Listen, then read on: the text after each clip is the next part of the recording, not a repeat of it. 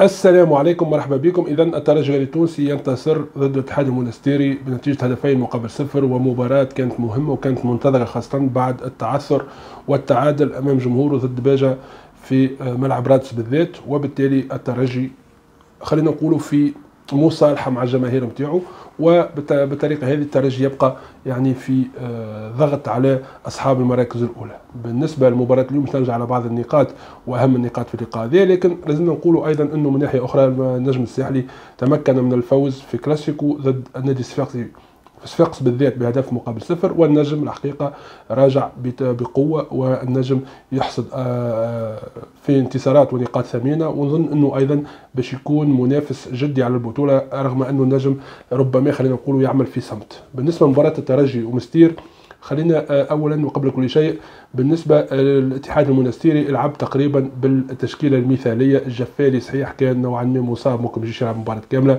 نزل في الشوط الثاني، لكن لعب بالتشكيله المثاليه. بالنسبه للترجي التونسي، التشكيله اليوم كانت فيها زوج ملاحظات. اول ما شفت يعني تشكيله الترجي، خلينا نقولوا ان الملاحظه الاولى وانه المدرب نوعا ما قام بتدعيم في وسط الميدان والتعويل على الثلاثي الاساسي، خلينا نقولوا حتى في المسابقات الافريقيه، بمعنى اولو كان لاعب ارتكاز، كوناتي على يساره وتقى على يمينه، وبالتالي حاول انه يقوي وسط الميدان. بينما يعني تعويله على توجي في المحور خلاه يخسر نوعا ما القوة الهجومية، باعتبار انه لعب البليلي فقط كلاعب اللي نعرفوه يعني اساسي 100% في الفريق. الجبري كان هو قلب الهجوم، وقصي معشة على الجهة اليمين. وكنت متوقع وانه مثلما ان التشكيلة فيها تقوية لوسط الميدان باش تكون فيها يعني مشاكل هجوميه، وهذا تقريبا اللي صار، خاصه خلينا نقولوا في 45 دقيقه الاولى. نقولوا وانه نرجع احنا نحكيو، خلينا نقولوا اهم النقاط. بالنسبه للشوط الاول، العشر دقائق الاولى كانت الاتحاد المنستيري يتخلى بقوه، ضغط، حاول انه يسجل هدف في باقه الترجي، ربما يستغل ايضا الفتره نتاع الشك فيها الترجي من ناحيته، حاول يجاري معناتها البدايه القويه نتاع الاتحاد المنستيري. ايضا لقى صعوبات الترجي باش يخلق فرص في مناطق الاتحاد المنستيري. بعد العشر دقائق هذوكم 10 15 دقيقه الاولى خذا تقريبا الترجي اكثر يعني بزمام الامور، ولا هو يسيطر اكثر ولا يستحوذ اكثر. الاتحاد المنستيري رجع واصبح نوعا ما يدافع، والمباراه المستوى نتاعها والنسق كان نزل بشكل كبير. في العشر دقائق الاخيره من الشوط الاول ربما شفنا الاتحاد المنستيري عاود من جديد يطلع ويحاول انه يعني يعمل الخطوره على دفاع الترجي، بينما الترجي في اخر الشوط حاول انه يغطي ويكمل المباراه بنتيجه 0-0. اهم النقاط اللي خلتنا نشوفوا الاداء بالطريقه هذه من ناحيه الاتحاد المنستيري، الحقيقه انا واحد من الناس، رغم انه العباد تحكي على انه الاتحاد المنستيري فريق يعني قدم في عروض ممتازه جدا، وهذا امر ما فيش شك، ولكن مباراه اليوم خيب لي امالي، بمعنى انه تلعب ضد الترجي في الوضعيه الحاليه بالنقائص الموجوده وبالمشاكل الموجوده في الفريق. كنت نتصور انه نشوف الاتحاد المنستيري اكثر يعني جرأه، وباش يهدد اكثر وباش يوصل اكثر وباش يكون يعني فريق يعني تنافسي بشكل كبير، ولكن مستواه يظهر لي مستوى متوسط للغايه. وخاصه ايضا اللي صار في الشوط الثاني، يعني شفت المستوى تدهور، ولكن في الوقت الحالي كما قلت نحكيو على الشوط الاول فقط. بالنسبه للترجي التونسي من ناحيته، الاشكال اللي صار في الترجي كان واضح، بمعنى انه كما كنا نحكوا على التشكيله وقلنا انه العوده للثلاثي الاساسي في التشكيله اليوم في وسط الميدان اعطى قوه بطبيعه الحال في وسط ميدان الترجي وتامين دفاعي خاصه، لكن في الهجوم كان فما ضعف كبير. الفريق ما كانش عنده يعني البوا، وما كانش عنده الامكانيه انه يخلق الخطر.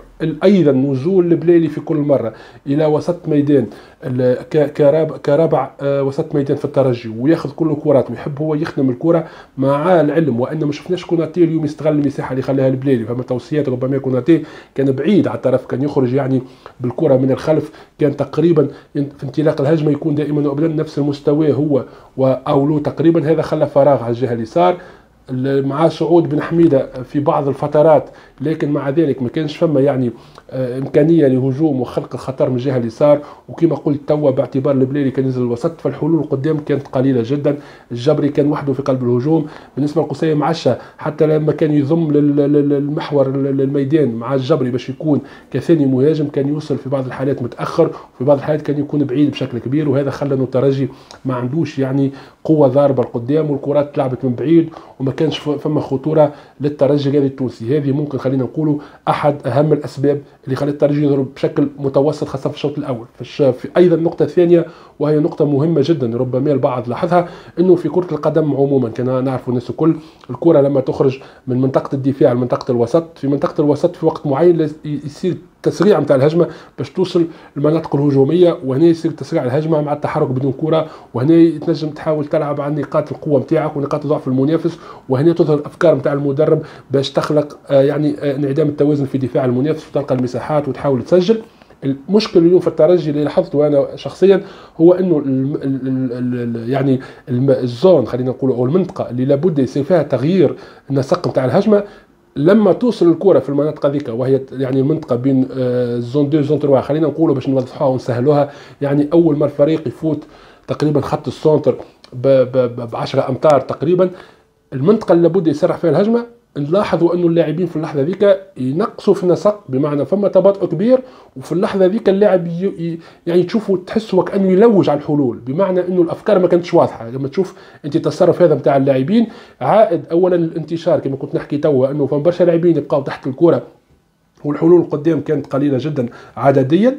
ثاني حاجه وكانه ما فماش افكار واضحه في التحرك من غير كره والانتشار وتغيير المراكز وغيره. هذا الامر اللي انا نشوفه انه خلى الترجي تقريبا يظهر بنسق يعني متوسط واقل حتى من المتوسط. وكما قلت يعني الشوط الاول ينتهي بالتعادل يعني 0-0. مشينا للشوط الثاني. الشوط الثاني اول حاجه فوجئت بالاتحاد المنستيري خلى الكره للترجي الرياضي التونسي، اصبح يدافع فقط، ربما يحب يلعب على عكس الهجمه، ولكن ما شفتش انا يعني امكانيات نتاع عكس هجمه، ما وصلش الفريق يعني يهدد الترجي الرياضي التونسي والاتحاد المنستيري، وكانه كان ماشي اكثر نحو التعادل 0-0 على امل ربما في اخر اللقاء يخطف هدف. وهذا تفكير انا ما عجبنيش في العموم، وهذا علاش قلت انه الاتحاد المنستيري اليوم رغم انه يقدم في موسم لحد الان محترم جدا، ولكن مباراه اليوم تقريبا الاطار الفني للاتحاد المنستيري والفريق كل مره بجانب الحدث. وحتى يعني في اخر اللقاء لما الترجي لعب بالدفاع الكلي تقريبا واصبح ظاهر انه الترجي ما عادش عنده قوه اجل عكس الهجمه، كان مفروض على المدرب الاتحاد المنستيري يقوم تغييرات تكون اكثر هجوميه. هو خاسر واحد بلاش وحتى يخسر اثنين بلاش، هو جا خسر 2 بلاش في الاخر، يعني في كل حالات هذا لا يغير اي شيء. كان عليه انه يلعب اكثر هجومي، ينزل اكثر لاعبين هجوميين، يلعب بخطه اكثر هجوميه، لانه واضح انه الترجي في وقت معين ما عادش لاقي الحلول انه يخرج ويعكس الهجمه. هذا بالنسبه للاتحاد المنستيري. بالنسبه للترجي الرياضي التونسي نزل منذ الشوط الثاني تقريبا ولا هو مسيطر على اللقاء على الاقل من حيث الاستحواذ. بقات المشكله في الترجي كما قلت توا هو يعني الانتشار والتمركز، باعتبار لما لعب كما البلالي ينزل لوسط الميدان كما كنت تحكي توا يعطيك زياده عدديه في وسط الميدان صحيح، ولكنه في بعض الحالات مع نزوله يخرج معاه يعني المدافعين اللي من الجهه نتاعو، باعتبار فما حتى لاعب قاعد يعوض في البلالي في المركز نتاعو، هذا خلى فما اكتظاظ وعدد كبير من اللاعبين في وسط الميدان، وهذا ضيق المساحات حتى على لاعبين وسط الميدان، ما عادش نشوفوهم يلعبوا كره معناتها بسهوله، باعتبار ما عادش عندهم الوقت وخاصه المساحه من اجل بناء الهجمه بالسرعه اللازمه. هذه المشكله اللي كانت في الترجي.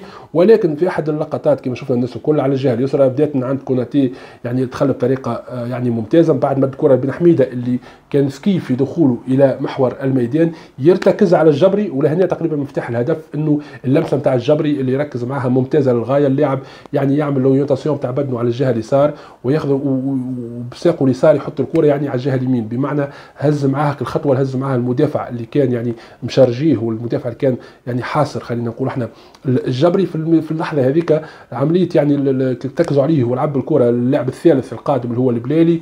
هنا البلالي لقى انه الباب مفتوح خلينا نقول او المساحه مفتوحه، الانترفال كان موجود دخل في 18، وبطبيعه الحال البلالي في 18 في الوضعيه هذيك مع المدافعين اللي ما يجوش يحطوا ساقاهم، البلالي يعني كان فقط انه كمل الهجمه كما ينبغي، وهذا امر يعني بالنسبه للبلالي امر عادي، لاعب بالامكانيات الفنيه ذيك حط الكره في الفيليه ولا الترجي خذ الاسبقيه.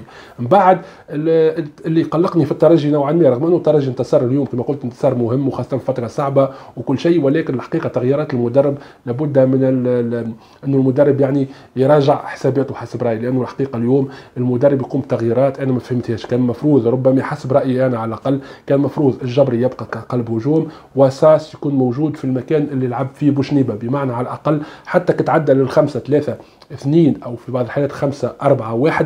من المفروض تخلي مهاجم اللي هو الجبري، ومن المفروض انه ساس تعول عليه على الاقل في الثلاثي نتاع وسط الميدان، او حتى يكون كمهاجم ثاني على الاقل في بعض الحالات. لكن هو حتى ساس قلب هجوم، غير تقريبا كل اللاعبين ما عدا رباعي الدفاع، ايضا زادهم بشنيبه، ولينا نشوفوا يعني في 3 في المحور بنزول السميري مع الجلاسي ومع توجاي، ولينا نشوفوا حتى بن حميده، ولينا نشوفوا في ايضا اسمه البوزيان، وحتى بوشنيبه لعب صحيح كثالث او رابع وسط ميدان حسب مكوينا اللي كان ينزل، خاطر من بعد حتى بنزول مكوينا تحسه يحب يعزز اكثر وسط الميدان اكثر من كونه يمشي لقدام، وبقى ساس قلب هجوم، والكره ما عادش توصل. شفنا الترجي في فتره معينه بعض الدقائق، وهذا ولومت انا مدرب مستير ما استغلش، هو انه الترجي ما عادش ينجم يخرج بالكره، بمعنى ولت اللعبه فقط عرضيه وتلعب الى الخلف نحو المدافعين. وقتها كان على مستير اني تضغط اكثر، ولكن الترجي تعدت بسلام الفتره هذيك. جاء عكس هجمه اللي ساس تعامل فيها بطريقه سيئه، رغم انه الهدف تسجل، خاطر البعض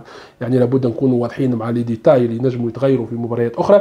ومن بعد بوشنيبه كما نقولوا احنا هو عنده الامتياز انه كمل كلاعب وسط ميدان وخذ الكره، وتقريبا عنده متعود اللاعب في انهاء الهجمه من وضعيات معينه شفناها حتى عملوها في دوري الابطال، يسجل من الزوايا هذيك، وحاجه تحسب للاعب بطبيعه الحال. ولكن كمنظومه كاختيار اللاعبين انا نشوف انه الترجي ما ينجمش، او المدرب خلينا نقولوا ما ينجمش بالفكر هذا. لابد على كل حال حذر شديد انه المدرب يستعمل فكره هذا وطريقته هذه في مباريات كبيره، خاصه في دوري ابطال افريقيا ضد فرق اقوى، يمكن يعني بصراحه تكون امر سلبي للغايه. على كل اهم حاجه هو الانتصار، النقاط ترجع الثقه باش فريق يخدم في وضعيه افضل. فما بعض اللاعبين يمكن الان نتفقوا انه فما لاعبين هم وسط ميدان مثل الدربالي ومثل العايب وغيرهم من اللاعبين تقريبا وكانهم خارجين تماما من حسابات المدرب، لانه اذا اليوم ما يلعبوش هما وينزل بوشنيبه كلاعب وسط ميدان، مكوينا ينزل ايضا باش يكون رابع وسط ميدان اكثر من كونه لاعب جناح، بمعنى الرسائل واضحه والمدرب اختياراته واضحه تقريبا.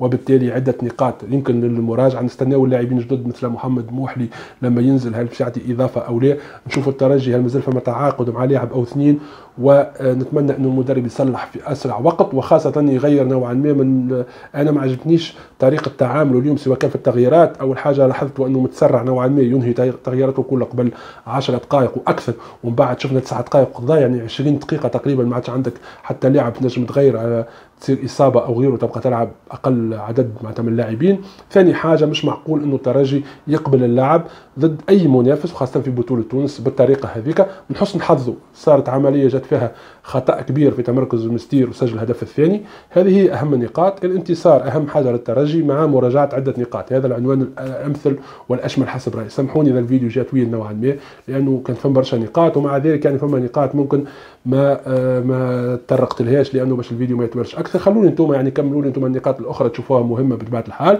اختلافنا ليس ضروري قضيه، والسلام عليكم ورحمه الله وبركاته.